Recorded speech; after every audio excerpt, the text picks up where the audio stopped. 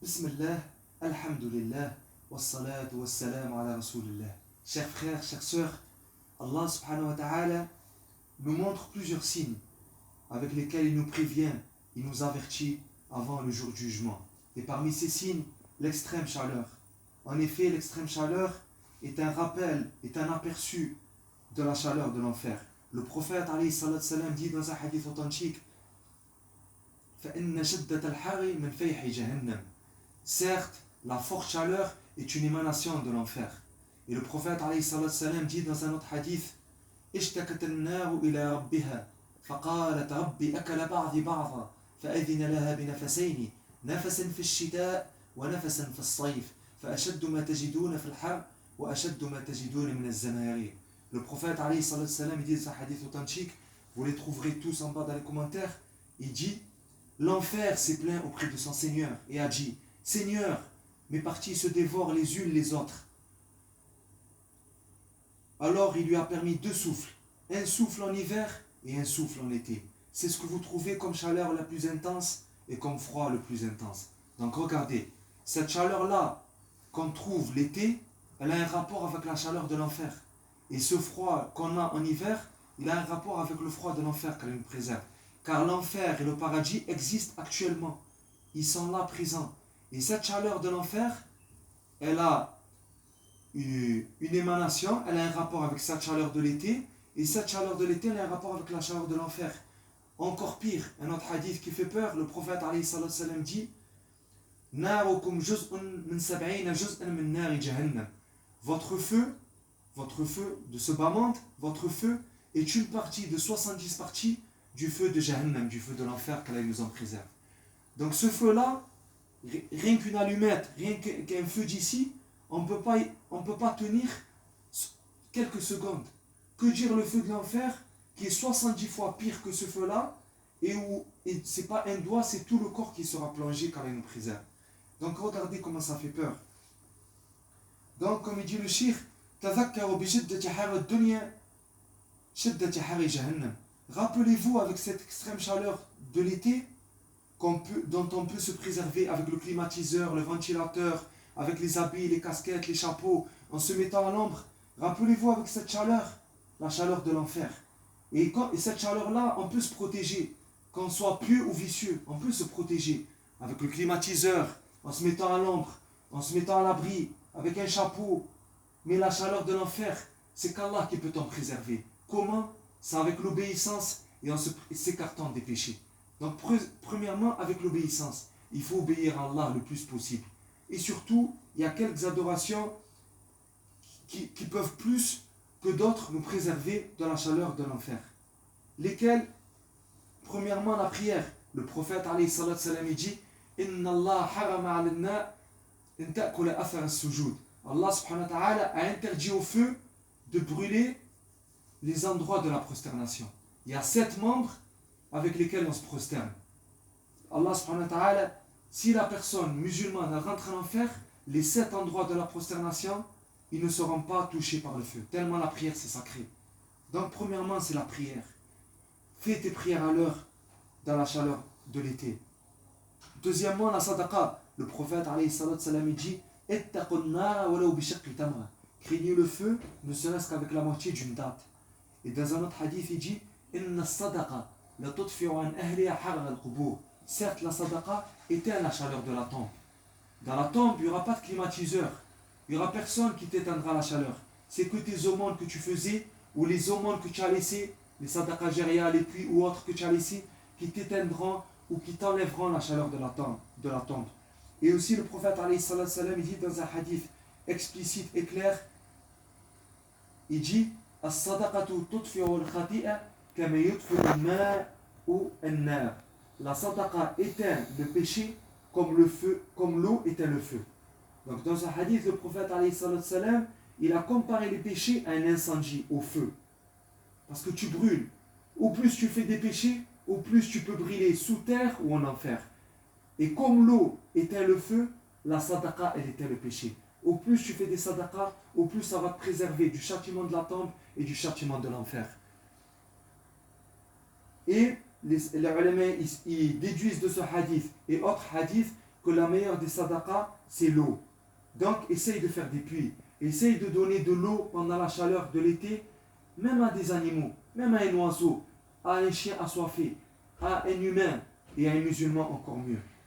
Et encore mieux si tu fais un puits pendant l'été. Troisièmement, le jeûne. Le jeûne. Ibn Rajab, rahimahullah, dans son livre, Lata'if al-Ma'arif, il a mis un chapitre, même il a mis un chapitre, Fada'il al-Siyam fi shaddat al-Har, les mérites du jeûne pendant l'extrême chaleur. Car parmi les adorations qui ont le plus de mérite et de récompense pendant l'extrême chaleur, c'est le jeûne. Pourquoi? Parce que la personne, il a très soif. Il souffre beaucoup, donc il a beaucoup de récompenses. Au plus il y a de la pénibilité et de la difficulté, au plus l'adoration, elle a du mérite et de la récompense. Et Abu Darda radhiyallahu anhu dit: Soumu yawman shadidan harahu li har yawm an-nushur wa sallu rak'atayn fi dhulmat al-layl li dhulmat al-qubur. Il dit, Abu Darda radhiyallahu anhu, un compagnon, il dit: jeûnez un jour d'extrême chaleur pour le jour du jugement et priez 2 unités de l'obscurité de la nuit pour l'obscurité de la tombe. Et elle a demandé à un pieux: pourquoi tu jeûnes ce jour-là? Il faisait très chaud. Il a dit: je jeûne ce jour-là pour un jour encore plus chaud, qui est le jour du jugement. En effet, au jour du jugement, il fera très très chaud. Le soleil, là, actuellement sur Terre, il est à des millions de kilomètres, mais pourtant on a très chaud, on transpire, on souffre. Et on essaye d'être à l'ombre, le maximum possible, ou avec un climatiseur. Ben, au jour du jugement, le soleil sera très près de nos têtes. Il sera à quelques mètres de nos têtes et on va transpirer beaucoup selon nos actes et selon nos péchés. Donc, le jour du jugement, il faut s'en préparer. Mais il y a des personnes qui seront sous l'ombre du trône, Yawm al-Qiyamah. Ils seront préservés et ils seront à l'ombre. Qui sont ces personnes-là?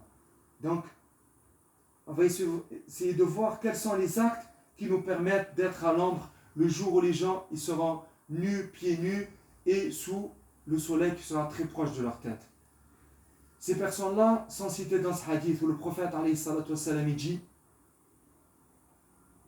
7 personnes seront protégées sous l'ombre d'Allah le jour où il n'y aura d'ombre que la sienne. Un imam, un gouverneur équitable, un homme jeune qui a grandi dans l'adoration d'Allah, un homme dont le cœur est attaché aux mosquées, 2 hommes qui se sont aimés en Allah, se réunissant pour lui et se séparant pour lui, un homme qu'une femme noble et belle convient à l'adultère, à la fornication, et qui a répondu: je crains Allah. Un homme qui a fait une aumône si discrètement que sa main gauche ignore ce qu'a dépensé sa main droite. Et enfin un homme qui a évoqué Allah dans la solitude et dont les yeux ont débordé de larmes. Magnifique hadith. Donc ces 7 personnes, elles seront sous l'ombre du trône. Parce que Yawm al-Qiyamah, les gens ils seront très troublés. Le soleil va se rapprocher de quelques mètres.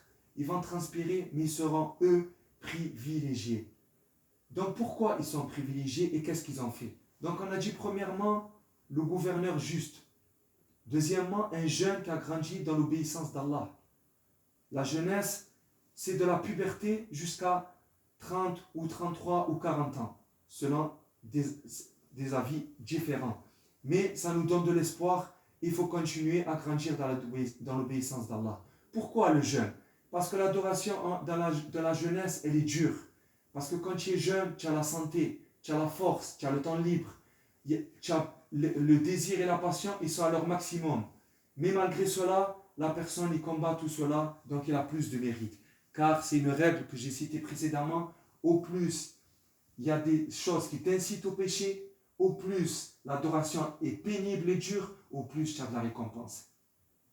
Et inversement, moins il y a de choses qui t'attirent au péché, et plus l'adoration est facile, moins tu as d'excuses. C'est pour ça que parmi les personnes qui seront le plus châtiées, un vieux qui fait le zina, car il est vieux, il n'a quasiment pas de désir, mais il fait la fornication, qu'Allah nous en préserve.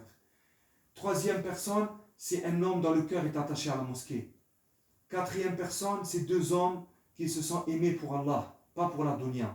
Cinquième personne, c'est un homme qu'une femme noble, qui a du pouvoir, qui vient d'une famille, et qui a de l'argent, et qui est belle, elle l'a invité à la fornication, et il a dit: Inni akhafullah, j'ai peur d'Allah. ou il a dit avec sa langue, ou il a dit avec son cœur, et ses actes ont confirmé son cœur.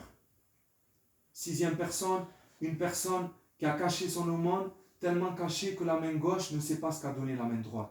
Et septième personne, un homme qui a évoqué Allah seul, il faisait le dhikr, oui, il se jugeait, il faisait l'istighfar, il a évoqué Allah et son œil a pleuré par crainte, par amour et par espoir envers Allah subhanahu wa ta'ala. Donc regardez, et évidemment la femme, elle rentre dans ce hadith, si la femme, un homme l'appelle à la fornication, un homme beau et qui a du pouvoir, elle lui dit non, j'ai peur d'Allah, elle lui dit non, Allah me voit, une femme qui cache son aumône, une femme dont le cœur est attaché à la mosquée, une jeune femme qui grandit dans l'adoration d'Allah, surtout à cette époque. Donc voilà. Quel est le point commun de ces sept personnes? Leur point commun, c'est la sincérité. Ils étaient discrets. Ils ont fait les choses pour Allah, pas pour que les gens les voient. Et deuxièmement, c'est qu'ils ont ils se sont opposés à leurs désirs et à leurs passions. C'est pour ça qu'ils ont eu cette énorme récompense. Car le jeune, il a contredit ses désirs et passions. La personne dont le cœur est attaché à la mosquée, il s'attache à la mosquée et non pas aux endroits des désirs et des passions. Il ne s'est pas attaché aux hôtels, il ne s'est pas attaché au marché, il ne s'est pas attaché aux boîtes de nuit, aux bars, aux casinos. Il s'est attaché à la mosquée, l'endroit le plus aimé auprès d'Allah.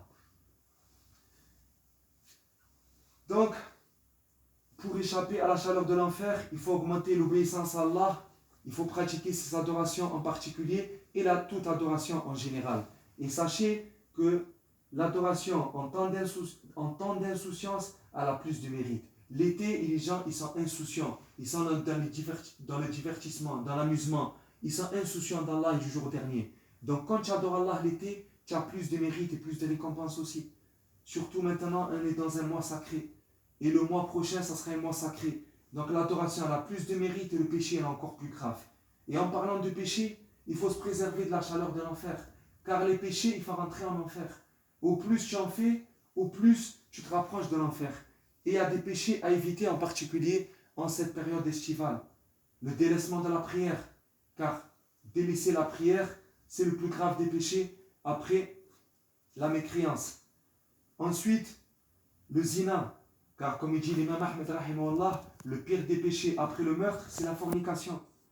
Et aussi la nudité. Car la nudité, c'est un grave et grand péché. L'homme, il doit se couvrir entre le nombril et le genou au minimum. Et la femme, elle doit couvrir tout son corps, sauf le visage et les mains, où il y a divergence. C'est recommandé chez tous les savants et c'est obligatoire chez certains savants. Mais au minimum, elle doit couvrir tout son corps, sauf le visage et les mains. Et au plus elle se dénude, au plus elle montre son corps, au plus elle fait un grave et grand péché, et au plus elle risque d'être châtiée ou sous terre, ou en enfer, ou dans les deux, ou le châtiment, il peut être déjà dans l'immédiat. Car c'est Allah qui t'a donné cette beauté. C'est Allah qui t'a donné la santé. Pourquoi tu montres la beauté à tous les hommes? Garde ta beauté pour un seul homme. Garde-la exclusive pour un seul homme. Donc, vous les sœurs, vous les frères, préservez-vous. Préservez vos sœurs de la nudité. Apprenez-leur la religion. Et je vais finir avec ce hadith qui fait peur, où le prophète alayhi salatu salam, il nous a parlé de deux types de personnes qui seront en enfer, car il nous en préserve. Regardez ce hadith. Le prophète alayhi salatu salam, il dit: il y a deux catégories des gens de l'enfer que je n'ai pas vues. La deuxième catégorie qu'il cite, c'est des femmes habillées mais qui sont nues. Donc parmi les deux catégories de gens de l'enfer que le prophète alayhi salam n'avait pas vu à son époque, il cite des femmes habillées mais qui sont nues. Et qu'Allah nous préserve, c'est un signe de sa prophétie. On le voit à notre époque. Elles sont habillées mais elles sont nues. Elles ont des habits mais qui ne couvrent pas leur corps, qui ne couvrent pas leur nudité. Donc ce hadith est en train de se réaliser quand elle nous en préserve. Elles sont habillées, mais elles sont nues. Elles ont un habit, mais qui ne couvre pas leur nudité. Elles ont un habit qui ne couvre pas entièrement. Donc regardez. Et je vous laisse, je mettrai le hadith dans le commentaire. Et n'hésitez pas si vous avez des questions.